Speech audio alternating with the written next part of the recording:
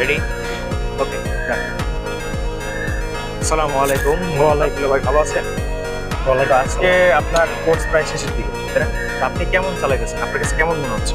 ভালো আলহামদুলিল্লাহ। প্রথম দিনের তুলনায় শেষের দিনে অনেক ভালো ইমপ্রুভ হয়েছে।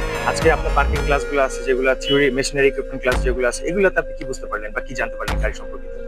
গাড়ি সম্পর্কে অনেক কিছুই জানতে পারছি, আর ক্লাস কইরাও ভালো লাগছে আর কি।